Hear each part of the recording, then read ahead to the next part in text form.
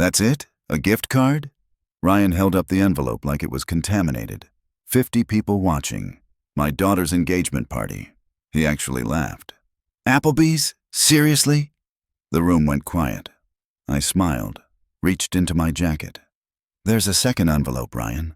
Why don't you open that one too? His face when he saw what was inside. I'll remember that for the rest of my life. Before we continue, please subscribe to the channel and write in the comments what time it is where you are now. I'm Arthur, 71 years old, retired electrical engineer. My wife died when our daughter Claire was 16, breast cancer. Took her in 8 months. I raised Claire alone, put her through college, watched her become a pediatric nurse. Smart girl, kind. Or I thought she was. Then she brought Ryan home. Investment banker, 29 years old, same as Claire. Drove a BMW he leased. Wore suits that cost more than my monthly pension. Talked about wealth optimization and portfolio diversification at Sunday dinners. I bit my tongue. Claire seemed happy. The engagement came 6 months after they started dating. Ryan proposed at some expensive restaurant, posted it on Instagram before he called me. I found out from my neighbor Janet, who saw it on Facebook. Congratulations, I said when Claire finally called 3 hours later. Oh my God, Dad, I'm so excited. Ryan's amazing. We're thinking June wedding. He wants to do it at this estate in Connecticut that costs like $40,000 just for the venue, but his parents are helping and... That's nice, sweetheart. You sound weird. Are you okay? I'm fine. Just surprised I had to hear about it from Janet. Pause. Dad, it literally just happened. I was going to call you. After Instagram. Are you seriously going to make this about you right now? I wasn't. But I was noticing things. The engagement party was Ryan's idea. His parents hosted their house in Westport, 6,000 square feet on 3 acres. His mother Margaret did the whole thing. Caterers, flowers, valet parking. I wasn't asked to contribute. Wasn't asked to help plan. Got the invitation in the mail like everyone else. Formal cardstock. Mr. Arthur Sullivan, in calligraphy. I called Claire. Should I bring something? Just yourself, Dad. Ryan's parents have it covered. I'd like to give you kids a gift. You don't have to do that. I want to. Okay, whatever you want. Ryan's registered at Crate & Barrel if you need ideas. I looked at the registry. Stand mixer, $400. Sheets, $300. Silverware set, $600. I closed the laptop. Here's what Claire didn't know. I'd been watching, paying attention. Ryan talked about money constantly. Every conversation somehow circled back to net worth, property values, investment returns. He'd mentioned 3 times that his bonus last year was 6 figures. He picked restaurants based on Michelin stars, not food. Wore his Rolex position so you'd notice it. Drove 40 minutes out of his way to get coffee from some place he could name drop. At Christmas, he'd given Claire a necklace. Tiffany. Made sure everyone saw the blue box. Made sure everyone heard him say 3 months' salary, just like they recommend. When Claire opened it, she cried. Ryan, this is too much. Nothing's too much for you, babe. I'd given Claire a photo album. Pictures of her and her mother I'd had restored and printed. Hours of work scanning old negatives, color correcting, arranging them chronologically. She hugged me. Thanks, Dad. This is sweet. Ryan looked at it for maybe 5 seconds. That's nice. Very sentimental. The way he said sentimental, like it meant worthless. I saw my daughter's eyes flicker between the necklace and the album. Saw her close the album and put it aside. Saw her touch the necklace and smile at Ryan. That's when I knew. The engagement party was on a Saturday in March. I wore my good suit, navy blue. Bought it for Claire's college graduation. Still fit. I drove to Westport in my truck. 20-year-old Ford F-150. Ran perfect. I maintained it myself. The valet looked at my truck like I'd arrived on a tractor. Inside, everything was white and chrome and expensive. Flowers everywhere. Some kind of jazz band in the corner. Waiters in white jackets carrying trays of champagne and shrimp. 50, 60 people. Ryan's work friends. His parents' friends. Some of Claire's nursing colleagues looking uncomfortable in their department store dresses. Claire hugged me at the door. "You made it. Of course I made it." She looked beautiful. Blue dress. Hair up. Her mother's earrings. The pearl ones I'd given to her on her 18th birthday. "Where's Ryan?" "Networking," she laughed. Said it like it was charming. "Come on, I'll get you a drink." I found Ryan 20 minutes later, standing with 3 other men in expensive suits, talking about crypto. Didn't see me approach. "Flipped it for 40% gain in 3 weeks, Ryan was saying. "You just have to know the market." "Ryan," I held out my hand. He turned, looked at me like he was trying to remember who I was. "Arthur, hey," shook my hand weakly. "Guys, this is Claire's dad. Arthur, these are some colleagues from the firm. Colleagues, not friends." "Congratulations," I said. "Thanks, man, big day." Already looking past me. "Hey, we should grab dinner soon, talk about the wedding. Claire mentioned you might want to contribute to—" "I brought you something." I handed him the envelope. He took it, kept talking to his colleagues, set it on the table behind him without looking. "You might want to open it," I said. "Sure, yeah, later. Listen, we're actually in the middle of—" "Open it now, Ryan." Something in my voice made him look at me, made his colleagues glance over. "Okay, sure." He picked up the envelope, opened it, pulled out the card. It was a gift card. Applebee's, $50. I watched his face, watched the confusion, then the realization, then the contempt. "Is this a joke?" "It's a gift." He looked at the card, looked at me, looked around to see if anyone was watching. We were starting to attract attention. "Applebee's," he said, flat voice. "You and Claire can have a nice dinner." "A nice dinner?" He held up the card. "At Applebee's. Good food, reasonable prices." His face was turning red. "Are you fucking serious right now?" "Ryan." One of his colleagues touched his arm. Ryan jerked away. "No, this is— Do you have any idea how insulting this is?" Louder now. People turning. "This is my engagement party. Your daughter's engagement party.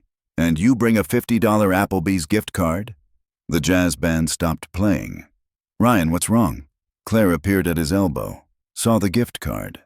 "Dad, what?" "Your father thinks we should celebrate our engagement at fucking Applebee's." Ryan laughed. Sharp, mean. "This is what you give someone? We registered at Crate and Barrel. Those gifts over there?" He gestured at a table piled with wrapped boxes. "Those are from people who actually give a shit. But you? You stop at a grocery store and grab a gift card like we're some broke college kids?" The room was silent. 50 people staring. Claire's face was white. "Dad, I mean, what is this?" Ryan held up the card. "Is this some kind of statement? Because you don't approve of me? Because I'm not some blue-collar guy who drives a truck and fixes his own sink?" "Ryan, stop." Claire's voice was quiet. "No, this is disrespectful. To me, to you, to my parents who put together this whole event." He looked at me. "You show up in a suit that probably cost $50 at JCPenney, drive that piece of shit truck, and hand me a gift card to Applebee's like we're trash." I stood there, didn't move, hands at my sides. "You done?" I asked. "Am I done? Are you fucking kidding me? You—" "There's a second envelope." I reached into my jacket. Ryan stopped. "What? A second envelope?" I pulled it out. White, sealed, heavy paper. "You opened the first gift. Why don't you open the second?" I held it out. Ryan stared at it, looked at Claire, looked at his mother, who'd appeared at the edge of the crowd. "Take it," I said. He took it, hands shaking slightly, opened it, pulled out a single sheet of paper. I watched his face change, watched the blood drain out, watched his eyes go wide, then narrow, then wide again. "What is this?" "Read it out loud," I said. "Since you wanted to make the first gift public." "I'm not—" "Read it." His hand trembled. "This is— You can't— Let me." I took the paper back, held it up so I could read it in the light. The room was dead silent. "This is a letter," I said. "From me, to my daughter. Dated yesterday. It says, 'Claire, if Ryan opens the first envelope and responds with grace and gratitude, regardless of the amount, the second envelope contains a check for $50,000 as a wedding gift. If he responds with contempt, entitlement, or disrespect, the second envelope contains this letter, and the $50,000 will be donated to charity in your mother's name.'" I folded the paper, looked at Ryan. "You just cost my daughter $50,000. Someone gasped. Might have been Claire. Ryan's mouth opened, closed. This was a test?" "Yes." "You set me up? I gave you a gift. You chose how to respond." "This is insane." He looked at Claire. "Babe, this is insane. He tricked me." Claire was staring at me, eyes wet. "Dad, is this real?" "The $50,000 was real. Still is. It's just going to the American Cancer Society instead of your wedding." "You son of a bitch." Ryan stepped toward me. "You self-righteous son of a bitch. You set me up to fail." "No. I gave you a chance to show me who you are. You showed me. Over $50? You judged me over a $50 gift card?" "I judged you based on how you treated a gift that cost less than your watch." His face went purple. "That's different. This was the principle of it. Showing up to an engagement party with basically nothing. I showed up with love and good wishes. That wasn't enough for you." "Love and—" he was sputtering. "You don't even like me. You've never liked me. This whole thing was just you trying to humiliate me in front of everyone. You humiliated yourself. I gave you $50 and you called it trash. I would have given you $50,000 and you'd have called it insufficient." "That's not— you don't know that. Don't I?" Silence. Claire's voice was small. "Dad, why would you do this?" I looked at my daughter, at the tears on her face, at Ryan's arm around her shoulders, possessive. "Because I needed to know," I said, "and now I do." "Know what?" "If he loves you, or if he loves what you can give him." "That's—" Ryan's voice was shaking. "How dare you? How fucking dare you? I love Claire. I bought her a ring that cost more than your truck." "There it is," I said quietly. "What?" "The price tag. You can't talk about love without mentioning what it cost." His mouth worked. Nothing came out. I looked at Claire. "Your mother and I got engaged with a ring I bought from a pawn shop for $120. I promised her a better one someday. She wore that ring for 34 years. Never wanted a different one. Said it reminded her that we started with nothing but each other, and that was enough." Claire's hand went to her necklace, her mother's pearls. "I know Ryan has money. I know he can buy you expensive things. I'm not judging that. I'm judging—" I looked at Ryan, "how he treats gifts that aren't expensive. How he treats people who aren't useful to him. How he just spoke to me in front of everyone because I embarrassed him." "You did embarrass me." "No. I gave you an opportunity to be gracious. You chose contempt instead." Margaret, Ryan's mother, pushed through the crowd. "Arthur, I think you should leave." "I agree." I looked at Claire. "Sweetheart, the $50,000 still exists. It's yours if you want it. For the wedding, for a house, for anything. But only if you want it. I'm not using it as leverage." "If I want it." Her voice broke. "You just humiliated my fiancé at our engagement party in front of everyone we know, and you're asking if I want your money?" "I'm asking if you want my blessing." "Your blessing?" Ryan laughed. "Ugly sound. Keep your blessing and your money, old man. We don't need either. Claire's marrying me, not you. And when we have kids, when we build our life, you know what? You won't be part of it, because you're bitter and controlling, and you can't stand that she chose someone better than you." "Better than me?" "Yes. Someone successful. Someone with a future. Someone who can actually provide for her instead of giving her sentimental garbage and tests and conditions." I nodded slowly. "Okay." "Okay?" Ryan looked confused. "Okay. You're right. You don't need my blessing or my money. Claire's an adult. She can choose." I looked at my daughter. I love you. That doesn't change. My door is always open. But I'm not going to watch you marry someone who treats people like commodities. You don't get to make that choice, Claire said. Cold voice. Her mother's voice when she was hurt. You're right. I don't. You do. I pulled out a business card. Set it on the table next to the Applebee's gift card. This is Michael Chen. He's a lawyer. Estate planning. When you're ready to talk about the money, if you want it, call him. It's sitting in an account in your name. $50,000. No strings. Whether you marry Ryan or not. Whether you ever speak to me again or not. This is emotional blackmail, Ryan said. No. Emotional blackmail would be saying I'll give her the money only if she leaves you. I'm giving her the money regardless. I'm just not going to stand here and pretend I approve of how you treat people. I looked around the room. 50 faces, some shocked, some sympathetic, some disgusted.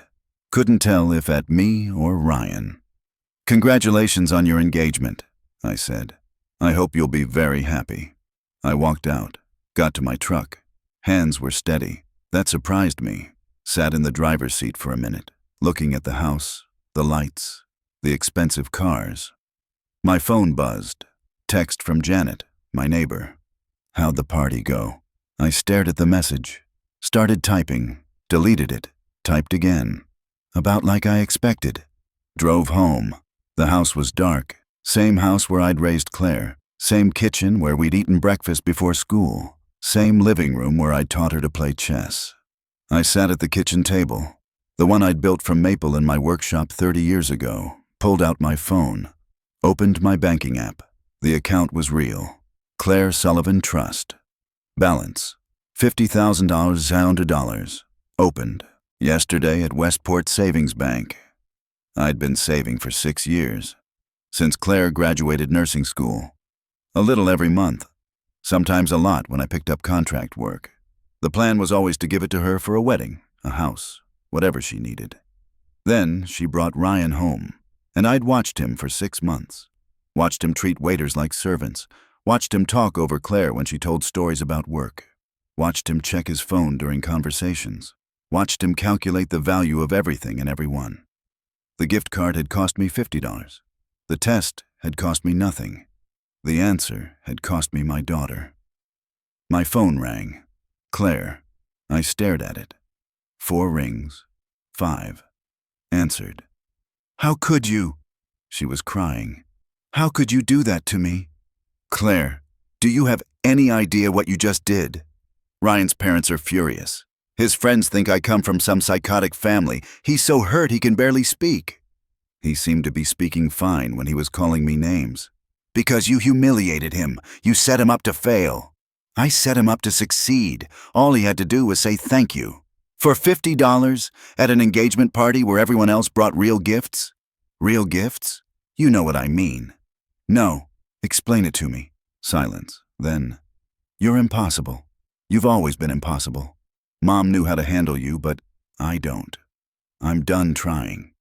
Claire, he wants me to cut contact with you, and you know what? He's right. This is toxic. You're toxic. You couldn't just be happy for me. You had to make it about you and your judgments and your tests. It wasn't about me. Then what was it about? It was about knowing if he loves you or for what you can provide, if he respects you enough to respect your family, if he has enough grace to handle disappointment. He didn't handle it well because you blindsided him. I gave him a gift, that's all. The rest was his choice. A $50 Applebee's gift card. Does the amount matter? Should grace only apply to big gestures? She didn't answer. Claire, listen to me. I saved that $50,000 over 6 years. I was going to give it to you no matter what. The test wasn't about keeping it from you. It was about seeing who Ryan is when no one's watching, when there's nothing to gain. You were watching. He didn't know that. He thought he was opening a disappointing gift at a party where he had every right to just smile and say thanks and move on. Instead, he called it trash, called me trash, in front of everyone. To hurt me for disappointing him. Silence. That's who you're marrying, I said quietly. Someone who punishes people for disappointing him. You don't know him like I do. You're right, I don't. But I know how he treats people he doesn't need. And Claire, someday you're going to disappoint him. You're going to be sick, or tired, or broke, or just human. And I need to know, will he love you anyway? Or will he punish you? Stop! Will he say thank you for trying? Or will he call it trash? Stop! She was sobbing. Stop making me. I love him, Dad. I love him, and you just destroyed everything. I didn't destroy anything. I just showed you who he is. I hate you. The line went dead. I set down the phone, sat there in the dark kitchen, clock ticking, same clock that had been on that wall for 28 years. Got up, walked to the mantel, picked up the photo of Martha on our wedding day. $120 pawn shop ring visible on her finger. I hope I did the right thing, I said to the photo. She smiled back, same smile. 34 years gone, and I could still hear her voice. Did you? She'd say. I think so. Then it was right. I set the photo down, went to bed, didn't sleep much. 2 weeks passed. No calls, no texts.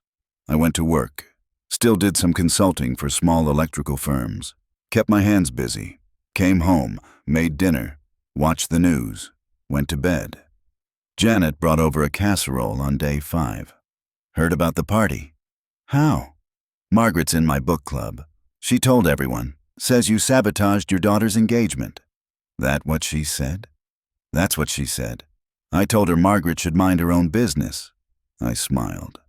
Thanks, Janet. Did you really do the gift card test? I did. She nodded, thoughtful. Margaret also mentioned Ryan called you a self-righteous son of a bitch in front of 50 people and tried to make Claire cut you off. She mentioned that part to the book club? No, I had to drag that out of her. Janet patted my hand. For what it's worth, my ex-husband treated my father like garbage, made me choose. I chose wrong. Didn't speak to Dad for 4 years, biggest regret of my life. She left the casserole and went home.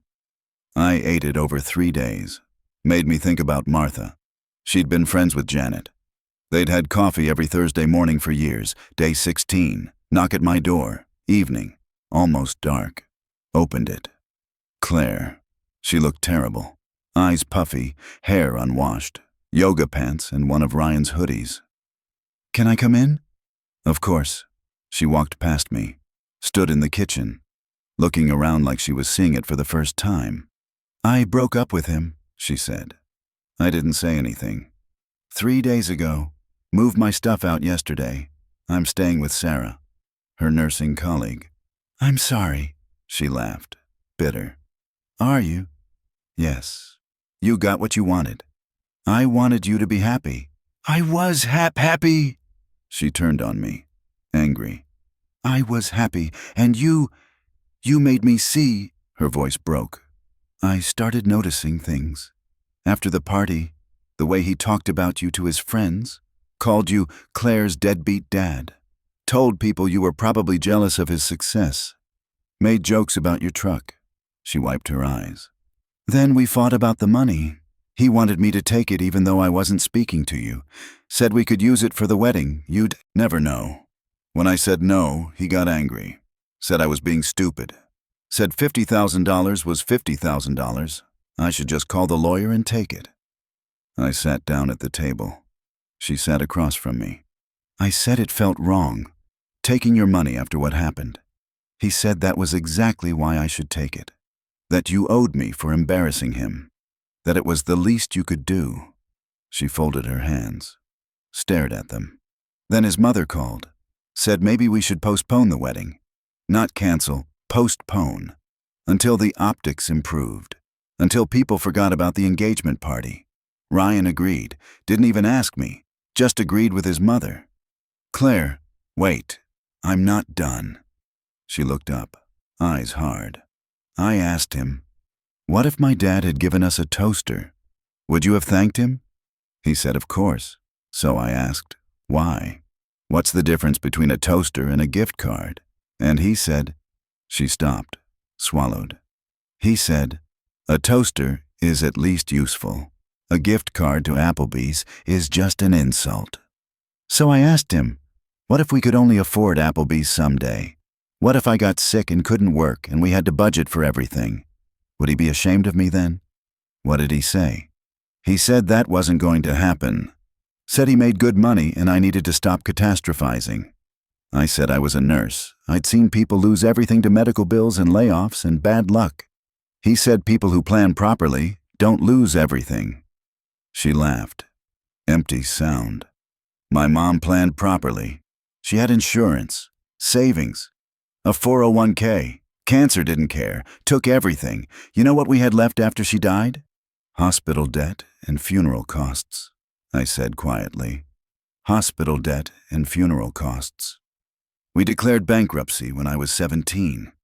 I remember you crying in the kitchen because you couldn't afford to bury her the way she deserved. I remembered. Worst year of my life. I brought that up to Ryan, told him my mom's story. He said, her voice cracked. He said, that's sad, babe, but it's not really relevant to us. Not relevant. My mother's death wasn't relevant to him. She was crying now, real sobs. I'm sorry, I said. You were right. You were right. And I hated you for it. And I'm so sorry. Come here. She came around the table. I hugged her. She cried into my shoulder like she was 16 again. The money's still yours, I said. 50,000, no conditions. I don't want it. Claire, I want to earn it. I want to know I built my life on something real. Not his money, not your money. Mine. I held her tighter. You're your mother's daughter. I miss her. Me too. We stood there in the kitchen, the one I'd built, where we'd eaten breakfast and done homework and told each other about our days. Can I stay here tonight? She asked. You can stay as long as you want.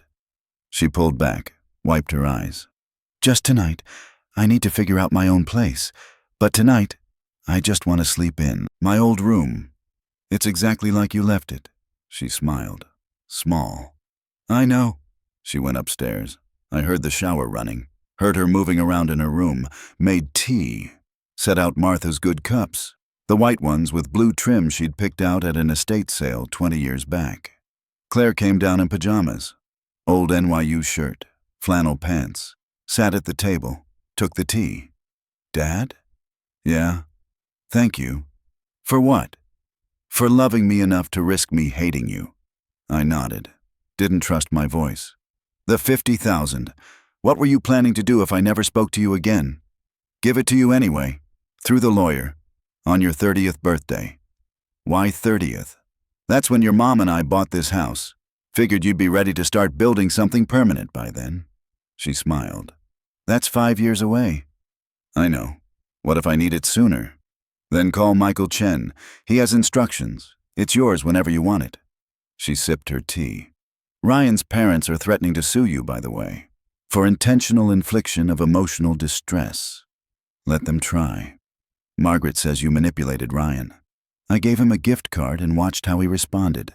That's not manipulation. That's observation. That's what I told her. Claire set down her cup. She didn't like that. I imagine not. Sarah says I dodged a bullet. Sarah's smart. All my friends say that now. Funny how they didn't say it before. People see what they want to see. What did you see? I thought about it. I saw a man who loved the idea of you. Perfect wife, pediatric nurse, good family. Looked right on his arm. But I didn't see him love you. The messy parts. The hard parts. The parts that don't look good on Instagram. How do you know the difference? Your mother got food poisoning on our honeymoon, spent 2 days in bed throwing up. I sat with her the whole time, held her hair back, brought her water. She kept apologizing, said she was ruining everything. You know what I said? What? I said, this is part of it. Sickness and health starts now. And I meant it.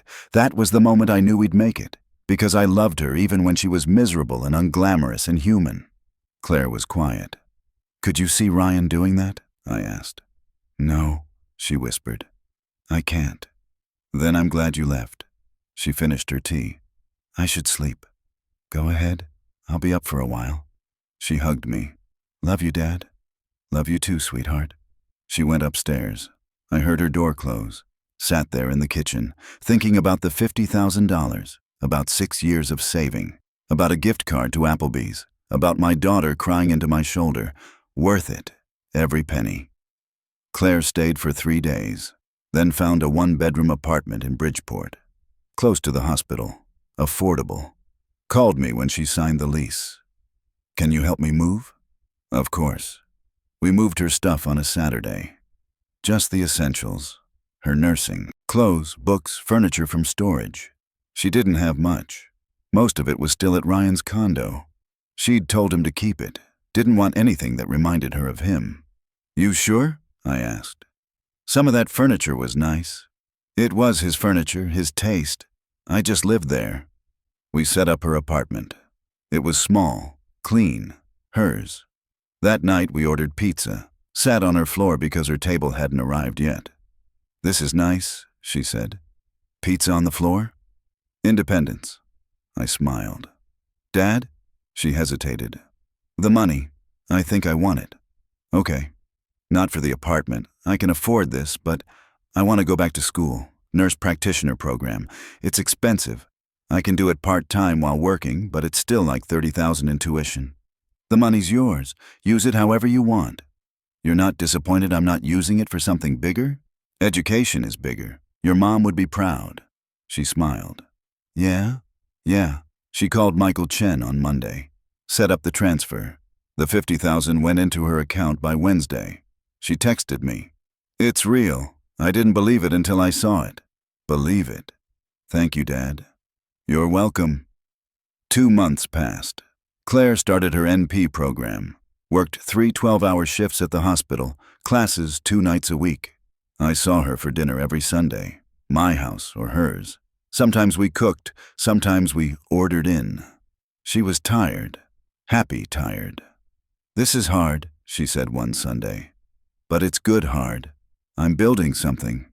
You are. Ryan texted me last week. I looked up.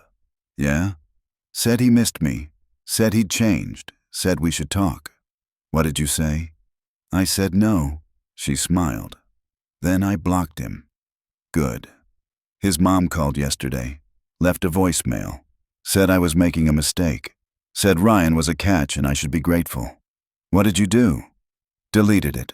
Blocked her too. She took a bite of pasta. It felt good. I bet. Janet told me Margaret stopped coming to book club. Did she? Too embarrassed. Apparently everyone's heard the story now. Gift card test is famous. I laughed. Great. You're a legend at the hospital too. Sarah told everyone. Nurses love it. They deal with entitled family members all the time. Glad I could help. She got serious.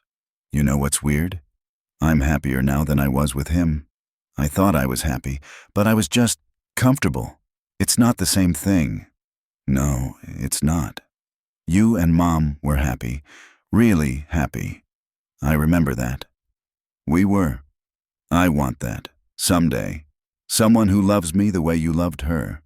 You'll find it. How do you know? Because you know what it looks like now. You won't settle for less. She smiled. Thanks, Dad. For what? For the test. For being right. For loving me enough to risk everything. I'd do it again. I know. We finished dinner. She went home to study. I cleaned up. My phone buzzed. Unknown number. Answered. Hello? Mr. Sullivan? This is Margaret Lancaster, Ryan's mother. I didn't say anything. I'm calling to tell you that you ruined my son's life. He's in therapy now. Because of you. Because of what you did. I'm sorry to hear that. Are you? Are you sorry? You humiliated him in front of everyone, turned his fiancé against him, cost him his relationship. I gave him a gift card. Everything after that was his choice. You manipulated him. I observed him. You're a cruel man. Maybe. But I'm not the one who raised a son who thinks love has a price tag. Silence. Then, go to hell. She hung up. I set down the phone. Sat there for a minute. Then I called Claire. Hey, Dad. What's up? Ryan's mother just called me. Oh, God. What did she say? That I ruined his life. That he's in therapy. Is he? Apparently. Claire was quiet. Then, good. Good? Good. Maybe he'll learn something. Become less of an asshole. Some other woman will thank me someday. I laughed. Maybe. Don't let Margaret get to you. She's just like him. Everything's about appearances. She's embarrassed. That's all this is. I know. Love you, Dad. Love you too. Hung up. Smiled. My daughter was going to be fine. 6 months later, Claire invited me to her white coat ceremony, nurse practitioner program milestone. I sat in the audience, watched her walk across the stage, watched them put the white coat on her shoulders. She looked like her mother. Same smile, same pride. After, we took photos. She introduced me to her classmates. This is my dad. He made this possible. The gift card, Dad? One of them asked. Claire laughed. Yeah, the gift card, Dad. They shook my hand, thanked me for the lesson, said they'd all used versions of my test with their own families. It's spreading, Claire said. You started a movement. Glad I could help. We went to dinner. Nice place. Her choice. She paid. I can afford it now, she said. I'm a nurse practitioner. Not yet. You still have clinicals. Details. We ordered. Ate. Talked about her rotation. About her plans. I'm thinking pediatric oncology, she said. Kids with cancer. Help families like ours. Make it less scary. Your mom would love that. I know, she smiled. I think about her every day, what she'd say, what she'd do. What would she say about Ryan? Claire thought about it. She'd say, bullet dodged, baby. Now find someone who deserves you. That sounds like her. I'm not looking yet. Too busy. But someday. She looked at me. When I do, will you do the gift card test on him? You want me to? Absolutely. But maybe warn me first this time? I laughed. Deal. We finished dinner. She drove me home, hugged me at the door. Thank you, Dad, for everything. You did the work, but you made it possible. The money, the lesson, all of it. That's what parents do. Yeah, but you did it right. She drove off.